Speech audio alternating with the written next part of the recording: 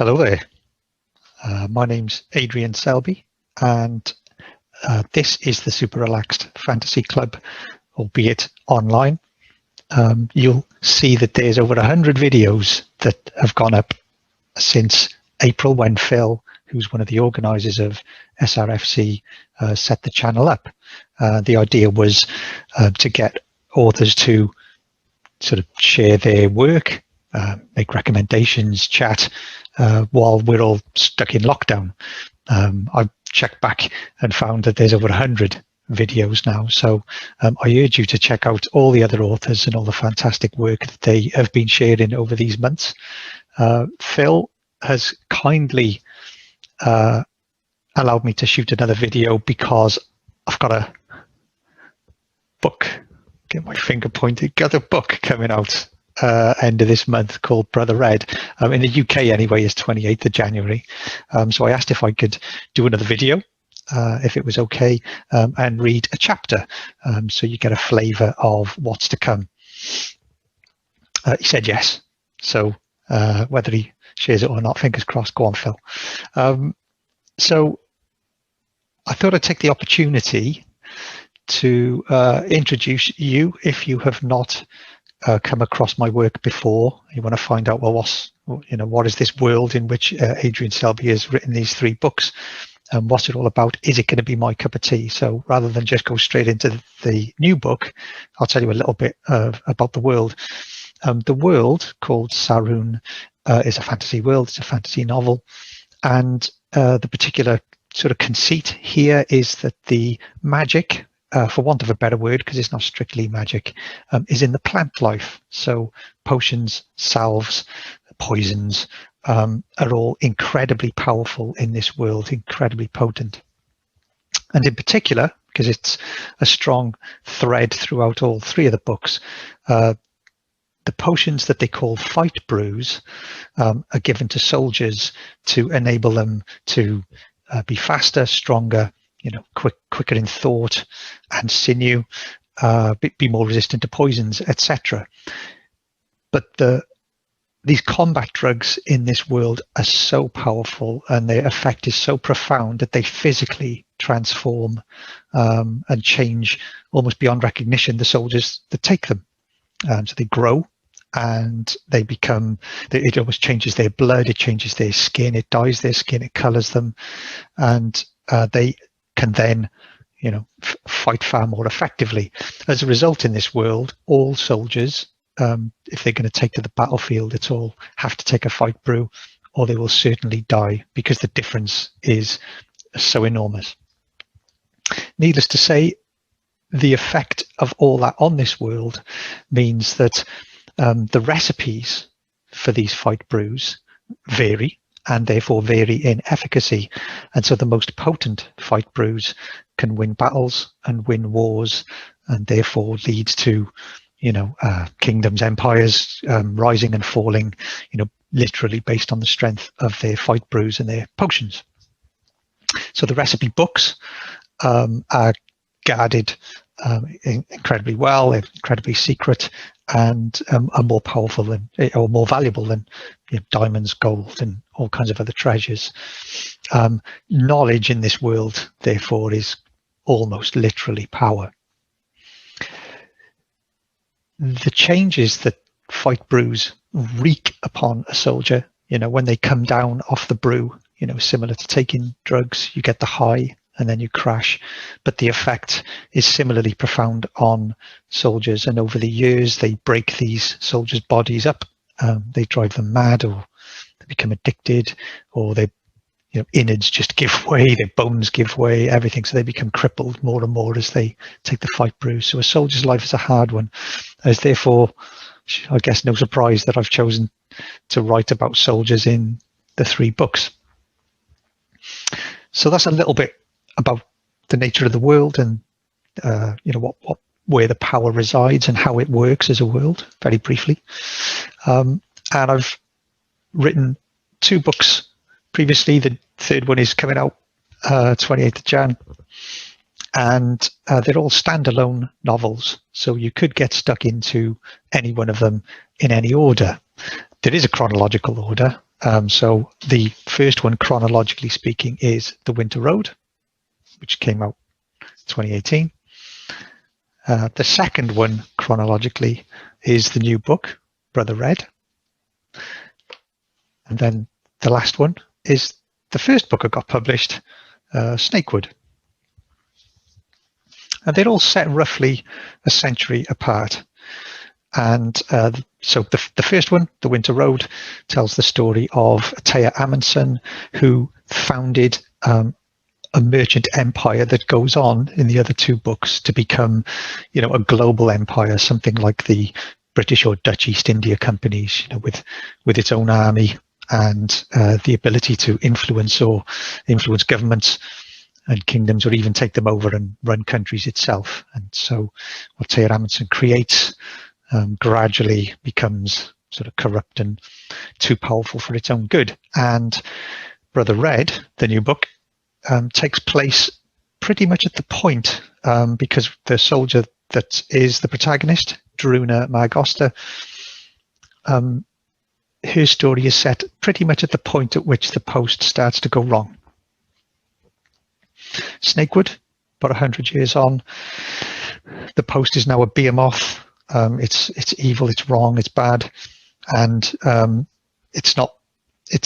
story is about a group of soldiers who are kind of just living in the world with the post, but it's not directly about the post like Brother Red and The Winter Road are. Could you jump into Brother Red straight away, even though it's kind of the middle one and the most recent one? There are reasons that you could, and there are reasons you might not want to. You could, if you wanted probably the most straightforward introduction into the world. Snakewood, as an example, told in an epistolary way, with journals and interviews and things, structurally is a lot to take on alongside learning, and finding your way around the world building and the, what the world is. And The Winter Road is more straightforward. So you could find your way in that way and, kind of go through it chronologically. That would be cool. But Brother Red alludes to The Winter Road, even though it's about a different person a century later. There's a kind of throwback to The Winter Road. So you might enjoy Brother Red and think, well, I'd like to find out more about the legend of Taya Amundsen, and then go back and discover how it all began. And in the epilogue of Brother Red, there is a little spoiler to a sort of plot element in Snakewood. So you could just not read the epilogue or read it. I don't think it matters greatly. And that kind of, the epilogue of Brother Red nudges you forward into the world of Snakewood. But it's otherwise they're unconnected. So you can just crack on with any one of the three as you see fit. I would therefore like to obviously read from Brother Red. I think the last Super Relaxed Fantasy Club I did was way back in number 3, back in April or May last year. And I did some book recommendations because I didn't have a book out or anything. I thought it'd be better to focus on, what great reading I'd been doing at the time and make some recs. But yeah, I would love to read from Brother Red this time and do a little bit of self-promo. So I'd like to just go from the beginning. So I'll read the blurb. So what is the book about? The blurb, I think, covers it. Druna Margosta, the protagonist, a soldier for the powerful guild known as the Post, is defending her trade caravan from a bandit attack when she discovers a dead body hidden in one of her wagons. Born of the elusive Oscoro people, the body is a rare and priceless find, the center of a tragic tale and the key to a larger mystery. As she investigates who the body was meant for, Druna finds herself on a path paved by deceit and corruption, and it will lead her to an evil more powerful than she can possibly imagine. And what was interesting for me about writing this book, the thing I wanted to try and do, is imagine what happens when you come up against an enemy that you simply cannot defeat. You just cannot defeat. What then does victory look like? Hopefully you'll find out. So, yeah, I'll take it from the top. I'll start with the poem Brother Red. It's actually alluded to, I believe, in Snakewood. But at the time, I'd never actually written the poem. I always thought, well, it's going to be a cool poem. I'm rubbish at writing poetry. I'll as you'll find out now. So I'll leave it. But then coming to write Brother Red, I realised, dang, I want to tell the story of how that poem came to be, who Brother Red was. So I need to sit down and write the poem Brother Red, the final 2 lines of which have seismic implications for the future of that world. So just letting you know. Okay.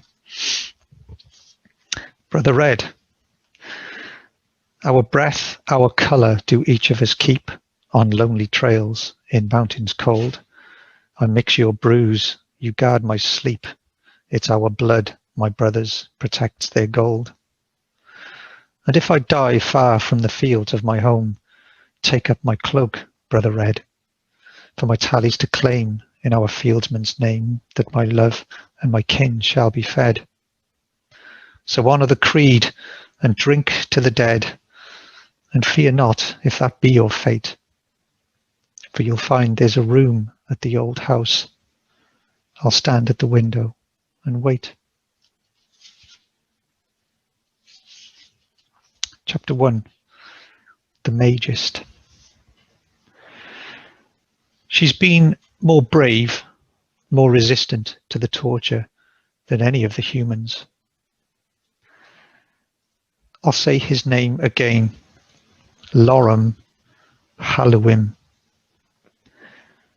Behind her stands one of her own people, an Associ, a giant of their kind. Some of the slaves here hail him as a brother, proclaiming that they have been changed from ordinary humans to immortal Associ soldiers. Full of pride, they show me their glistening brains and the artless ruin they've become under the knives of these Druidas who removed the tops of their skulls and experimented with flowers and roots, poisons and herbs in that quivering, warm clay. She watches me as all the elderly Associ have in the time since I have served the accord, as I take their hands, transmit this shivering dust, and let what I taste evolve their pain. They look at me with all the contempt a mortal lifetime confers. It is just power, speak their eyes. Between her cries of pain, she hums a handful of cracked notes. A childhood song, I think, for it is a song I heard also the Oscoro children put into harmonies, the Associ's distant kin that once lived far across the Saar Sea in the citadels. She sings one note in a minor key here, and I marvel at the depth of the change it makes to the lullaby, a note that remakes the song as though she's sending it backwards to the girl she once was. Then I catch a word. The dust has unlocked something in her, the name of a river, and hearing it sends a rare shiver of happiness through me. In her delirium, mumbling, chasing a memory that must have followed her song, she has given me a clue to where the rest of her tribe may live. I look up at the giant Associ behind her, known to all in these lands as Scar. Many years ago, he had been capped, the top of his skull removed to leave the brain lock ready to receive the flower of fates. It would have made him the tribe's chief. The work done on his skull had only just been completed when the elders of his tribe learned he was not worthy of the honour of leading them. He carved the skin from their faces, cut their own skulls to pieces and stitched both to cover his head again. He is my finest hunter. He knows of the river this old woman's pain has revealed. I'll join his crew, and we will find the children belonging to her tribe. I will hope, too, for that wisp of disorientation, that lurch in the belly if it's close, the power of another Magist, of Lorem Hallowim, the one I have been tasked to find, to lead the accord to. Thank you. She frowns, not realizing I'm speaking to Scar, ordering her execution. His hands go to her head and chin, a smooth, fast twist breaking her neck. Scar drags her body past me and out of the tent. We've had some quiet while the Druiders have been spooning out the droop to the prisoners, stupefying them for a while. Many are in persistent agony as a result of our work, the price of progress on any frontier. A cold wind enters the tent as Scar leaves. This camp is high in the Sathanti peaks, away from the scrutiny of all but the wretched tribes that live in these heights. The Druiders make good progress, for they are working with living slaves that I have provided them. The soldiers they will soon learn to make from these slaves will be more than a match for any army this world could muster. The Lord Ysmich Mag Oster has been as generous in the provision of slaves as his word. It took very little to fix the deformities of his younger daughter, and his gratitude has been predictably ample. I recall he wept and kissed my feet as she ran about us for the first time in her life. Who alive, after all, has met a magist such as I? Their myths make us out to be gods. Understandable, given their limitations. His wife, more sensibly, screamed, a horrified suspicion on her. For some time she thought it must have been a trick, some potion that would wear off. I wish I could feel as these people do. Their mortality generates such heat. As I ate and nodded where required at a feast to celebrate the miracle of her straightened bones, Mag Oster shared his fears for the prospect of his oldest daughter, a potential marriage to the heir to the throne of Falsgrad, young Prince Morich Hildmere. As I told him how little the Hildmeres would soon matter, I felt his wife next to me grow more disturbed by my proximity, shifting in her seat, sweating. Ysmich would not have approved of some of her thoughts. She suffered the memories that come unbidden while in proximity to a magist for 2 whole courses of our dinner before excusing herself, tears streaming from her eyes. We agreed that the joy of seeing a crippled child cured could be overwhelming to a woman's more sensitive disposition. Scar returns, giving a short grunt as he forces his huge frame through the flap of the tent. He stands once more, silent, eyes following me as I wipe the Associ woman's piss off the only chair here. I don't like this place. I wish I could return home. I don't expect a reply, but I need, sometimes, to say it out loud. I unstopper the wine flask and pour a cup. Taste is the second most interesting thing about taking the form of a human. I hope we'll find those escaped Oscoro with that old woman's tribe. Scar remains silent, watches me drink. I see a subtle shift in his eyes, a tenth of a smirk, a mote of annoyance. We had tried to capture or kill the Oscoro that lived across the sea in Citadel Hillfast. Bigger than the Associ, an older race, all of their kind are as dangerous as Scar, and their chief, the Master of Flowers, far more so. With Scar's crew, we butchered all the Oscoro we could find, for they could not withstand me. They cried out for Lorem Hallowim, even his master, Cylindar, one that I dared not hope would appear. Cylindar is the Accord's great enemy, and the reason for my search for Hallowim, who has made his home on this world. I quelled as many Oscoro as I could, my dust taking their strength so they could be tied up. But a handful of them saw their chance, aided by the Master of Flowers, drawing in and killing 2 of our mercenaries, wounding even Scar.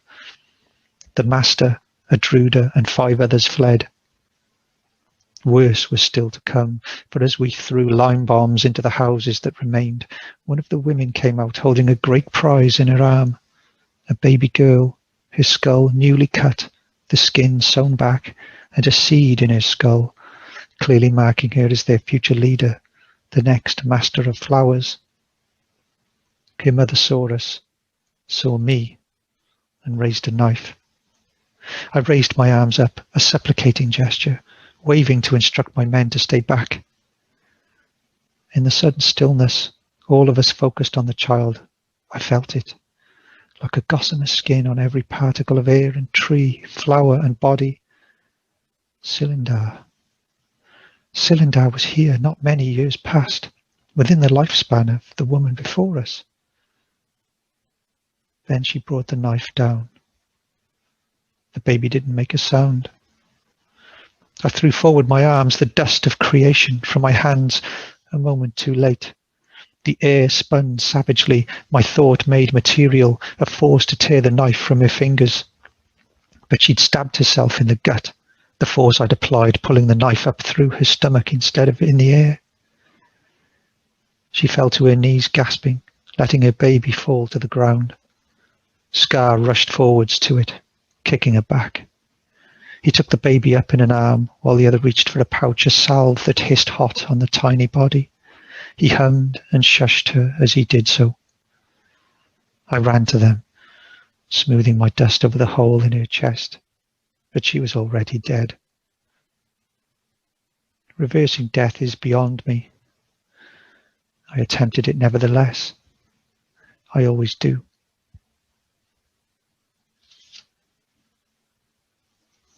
Okay, there you go, chapter 1. The bad dude. I hope everyone's okay. Those watching it, it's a dark time in this country at the moment, in the UK, all over, really. I saw something on Twitter the other day, just a reminder, this is week 1 of 2021. And you look at the news and you wonder, so, maybe get stuck into this fantasy novel and escape to somewhere where there's a brave woman trying to do the right thing against an evil empire, or indulge in one of the many other books that the Super Relaxed Fantasy Club has given you an insight into from all those other authors. From me, all the best. Take care of yourselves and your loved ones. And one day soon, hopefully, SRFC will be back, and we can all meet up and drink and chat and hug and be close again. Take care. All the best.